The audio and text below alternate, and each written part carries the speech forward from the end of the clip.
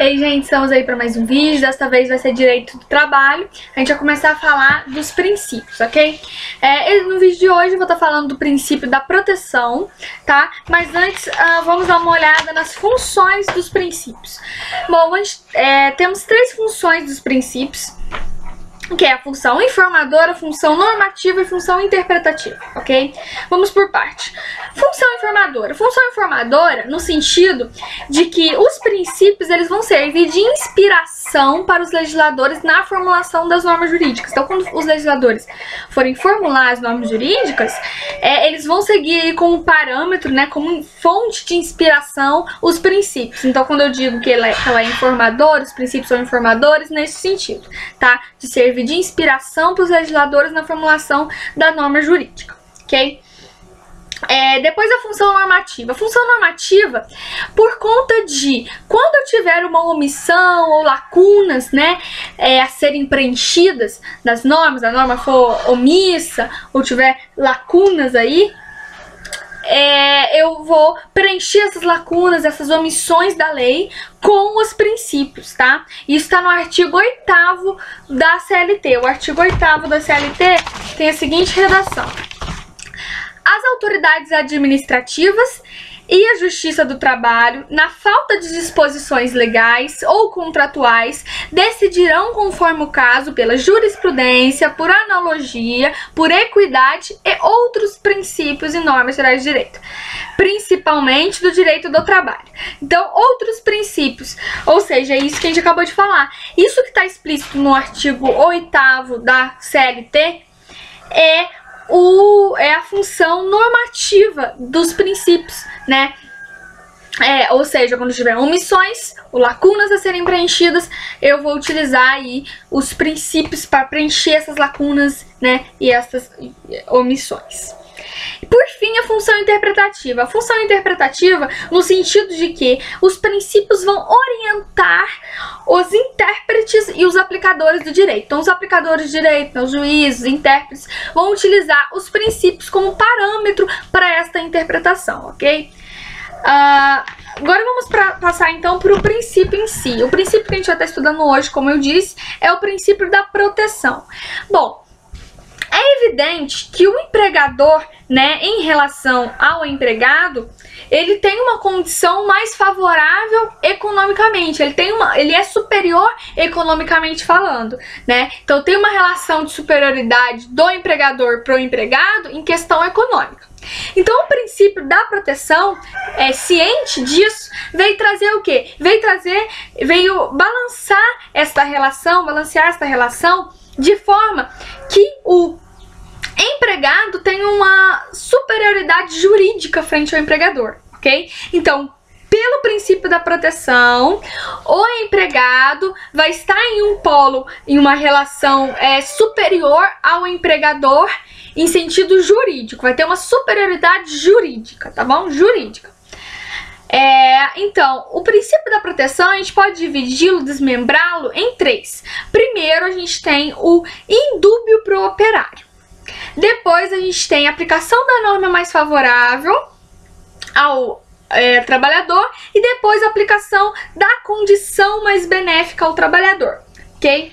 Então, vamos em partes. Primeiro, o indúbio pro operário. O indúbio pro operário significa que quando naquele caso concreto eu tiver uma margem para interpretação, a minha interpretação tem que ser sempre favorável ao empregado, ok? Então, sempre que eu tiver um caso concreto que tenha margem para interpretação, eu vou ter que ter cuidado com a interpretação de forma que ela seja sempre favorável ao empregador. Claro que desde que não probatória, né? Quando for probatória é outra coisa, tá? Mas tirando isso, eu vou sempre caminhar a minha interpretação de forma mais favorável ao empregado. Depois a gente tem o princípio da aplicação da norma favorável ao trabalhador. aplicação da norma favorável ao trabalhador vai se dividir aí em 3 também, né? Eu vou ter o princípio da elaboração de normas mais favoráveis, o princípio da hierarquia das normas jurídicas e o princípio da interpretação mais benéfica. Então vamos lá. O princípio da norma mais favorável vai se subdividir, né, em princípio da elaboração da norma mais favorável, princípio da hierarquia das normas jurídicas e princípio da interpretação mais benéfica. Elaboração das normas mais favoráveis fica claro, né? Busca orientar o legislador para que as novas normas a serem elaboradas, né, sejam favoráveis às condições sociais do trabalhador, melhores condições sociais do trabalhador, não retroagir, né? Então, o princípio da elaboração das normas favoráveis é isso. Sentido de que as novas normas não retroajam, assim, nesse sentido, né? Que melhorem, seja para méritos, para melhor, apenas para melhor.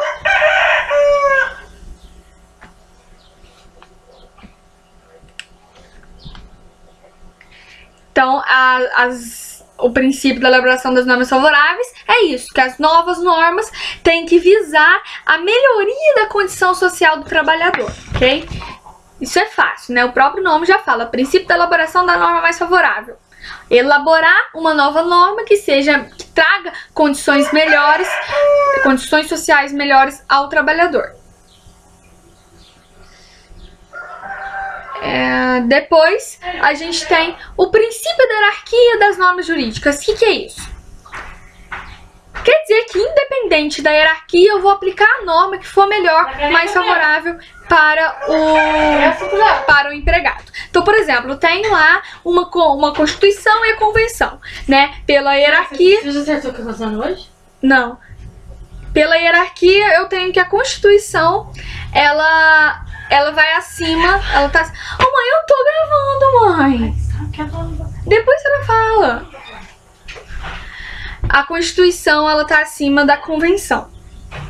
Então, por exemplo, eu tenho uma convenção que diz que as férias vai ser 45 dias. Mesmo que a Constituição Federal diga, vamos supor, a Constituição Federal diz que as férias vai ser 30 dias. E a Convenção tá dizendo que vai ser 45 dias. Então, eu vou aplicar a Convenção, mesmo nessa hierarquia aqui, né? Mesmo que a Constituição esteja acima da Convenção, eu vou aplicar a Convenção. Por quê? Porque esse princípio da hierarquia da norma jurídica diz que, independente da hierarquia, eu vou sempre aplicar a norma que for mais favorável ao empregado, tá? Então, neste caso, a norma mais favorável ao empregado seria a Convenção, então eu vou aplicar a Convenção.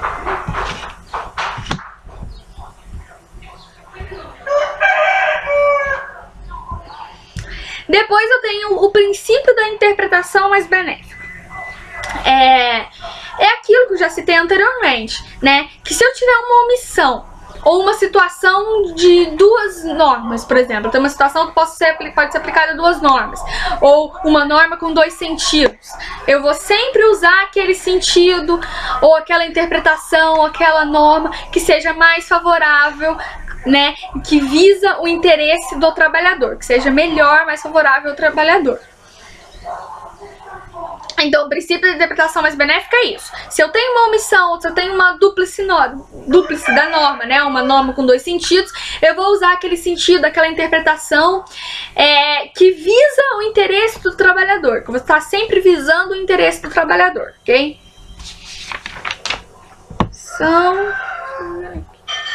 Depois a gente tem a aplicação da condição mais benéfica ao trabalhador. Aplicação da condição mais benéfica ao trabalhador. Deixa eu achar aqui minhas anotações. Bom, isso aí vem lá da Constituição Federal, tá? Tá no artigo 5º, inciso 36. Vou pegar aqui. O artigo 5º, inciso 36, vai dizer que a lei não prejudicará o direito adquirido. O princípio da condição mais benéfica quer dizer que tem que prevalecer sempre as condições mais vantajosas para o trabalhador. E aí a gente tem esse princípio, ele está resguardado na Constituição Federal, lá no artigo 5º, inciso 36, que eu acabei de falar, que diz: a lei não prejudicará o direito adquirido. Então entende, você tem um direito adquirido, aquele direito só não pode ser modificado, não pode haver alteração naquele direito adquirido, senão para melhor, né? Então essa alteração do direito adquirido só pode ir em melius, para melhor. Então o princípio da condição mais benéfica é isso. Tem que prevalecer a condição mais vantajosa para o trabalhador, tá? Depois, se tem mais alguma coisa. Então, o princípio da proteção foi isso.